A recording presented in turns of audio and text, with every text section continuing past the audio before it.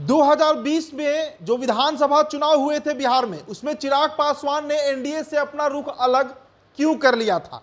कैसे चिराग पासवान की पार्टी टूट गई थी? चाचा पारस बार बार ये बात कहते नहीं थकते कि चिराग ने उनका बेइज्जती किया था बंद कमरे में। अब देखिए, इन तमाम मामलों पर चिराग आज तक चुप्पी साधे हुए थे, लेकिन कल तेलंगाना के सिकंदराबाद में जब नरेंद्र मोदी ने उस प्रकरण का जिक्र किया, जब राज्यसभा जाने के लिए रामविलास पासवान का विरोध नीतीश कुमार कर रहे थे, उसके बाद चिराग पासवान ने आज एक बेहद मार्मिक पोस्ट लिखा है अपने सोशल मीडिया पर, जिसमें उन्होंने तमाम तरह के बातें कही गई है, उनके द्वारा खुलासे किए गए हैं कि क्यों वो एनडीए से अलग हो गए और कैसे उन पर चाचा पशुपति कुमार पारस जो है वो दबाव बना रहे थे कि नीतीश कुमार के साथ रहकर चुनाव लड़ा जाए। आप इस पूरे पोस्ट को पहले पढ़िए और खुद समझिए कि चिराग के साथ उस वक्त क्या हो रहा था। चिराग ने अपना दुख भी व्यक्त किया है। देखिए, चिराग लिखते हैं कि कुछ लोग कई बार मुझसे सवाल करते हैं कि 2020 में आपने एनडीए से अलग चुनाव लड़ने का निर्णय क्यों लिया। इसके दो कारण थे। पहला, मुझे तब भी यकीन था कि मुख्यमंत्री नीतीश कुमार जी के नेतृत्व में बिहार का विकास संभव नहीं था, और दूसरा ये कि जिस तरह नीतीश कुमार जी ने मेरे पिता का अपमान किया था, उसे कोई पुत्र सह नहीं सकता। मैं उस व्यक्तिगत पीड़ा को अपने अंदर ही समेटे रखना चाहता था, लेकिन तेलंगाना में आदरणीय प्रधानमंत्री जी ने इस बात का जिक्र मन से किया तो मुझे लगा कि मैं साथियों के उस प्रश्न का जवाब देने की स्थिति में अब आ गया हूं।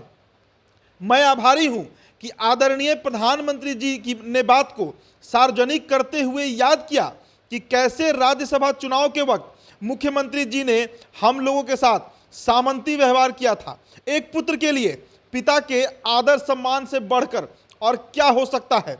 मैंने एनडीए से अलग अकेले चुनाव लड़ने का संकल्प लिया क्योंकि मुझे नीतीश कुमार का नेतृत्व अस्वीकार था। मेरे पार्टी तोड़ने वालों ने सब कुछ जानते हुए स्वार्थवश मुझ पर आरोप लगाए कि उन्होंने पार्टी इसलिए तोड़ी क्योंकि वे नीतीश जी के साथ चुनाव लड़ना चाहते थे, और मैंने ऐसा होने नहीं दिया। उस वक्त उनके आचरण से मुझे बहुत ठेस पहुंचा। मैं दुखी हुआ था क्योंकि वे भलीभांति जानते थे कि राज्यसभा चुनाव के वक्त नीतीश कुमार ने पिताजी के साथ कैसा बर्ताव किया था। मैं समझ नहीं पा रहा था कि जिन्हें वे अपना भगवान बताते नहीं थकते, कि उनके अपमान के बावजूद अपमान करने वालों के साथ रहकर चुनाव लड़ना कैसे उन्हें मंजूर था। उस वक्त मेरे पास इस हकीकत को जाहिर करने और अपनी बात को लोगों तक पहुंचाने के लिए कोई साक्ष्य नहीं था, लेकिन समय बलवान होता है। शायद उन्हें आज प्रधानमंत्री जी ने इस बयान के बाद जवाब मिल गया होगा। मुझे गर्व है कि मैंने किसी मंत्री पद की लालच में अपने पिता के सम्मान के साथ कोई समझौता नहीं किया गया है। देखिए, ये बेहद बड़ा खुलासा है। राज्यसभा चुनाव में जब नीतीश कुमार ने रामविलास पासवान का विरोध किया, उस वक्त ही नीतीश कुमार से चिराग पासवान की तलखी बढ़ गई थी, और ये लाजमी है एक पुत्र के लिए पिता की बेइज्जती या पिता का विरोध जो है वो असहनीय होता है। ये व्यवहारिक जीवन की बात है, और यही बात चिराग ने लिखा है कि तभी मैंने ठान लिया था कि नीतीश कुमार के नेतृत्व में 2020 का चुनाव नहीं लड़ना है। लेकिन रामविलास पासवान के जो भाई हैं, जो खुद रामविलास पासवान को भगवान बताते नहीं थकते, यानी चाचा पशुपति कुमार पारस, वो आखिरकार कैसे कॉम्प्रोमाइज कर लिए थे नीतीश कुमार के साथ। और इसी के विरोध में चिराग ने जब पार्टी में विरोध किया तो उनकी पार्टी तोड़ दी गई। 5 सांसद, जी हां 5 सांसद चिराग से अलग हो गए, जिसमें हाजीपुर से पशुपति कुमार पारस, वैशाली से वीणा देवी, खगड़िया से महबूब अली कैसर, नवादा से चंदन सिंह। तो ऐसे नाम हैं जो इनसे अलग हो गए। और चचेरे भाई समस्तीपुर से प्रिंस पासवान भी चिराग पासवान से अलग हो गए थे। चिराग अकेले पड़ चुके थे, अलग थलग पड़ चुके थे। वो पूरा प्रकरण बिहार ने देखा है, और चिराग ने आज अपना दर्द बताया जब नरेंद्र मोदी ने तेलंगाना के सिकंदराबाद में इस प्रकरण का जिक्र किया कि कैसे उनके मित्र रामविलास पासवान का विरोध और अपमान नीतीश कुमार ने किया था। और इस बात को अब चिराग पासवान भी कह रहे हैं कि राज्यसभा चुनाव के समय जो सामंती रूप, जो फ्यूडल रूप दिखा था नीतीश कुमार का, उसके बाद उन्होंने मन में यह बात ठान लिया था कि अब नीतीश कुमार के साथ किसी भी तरह का कोई राजनीति नहीं करना है, ना उनके साथ गठबंधन में जाना है।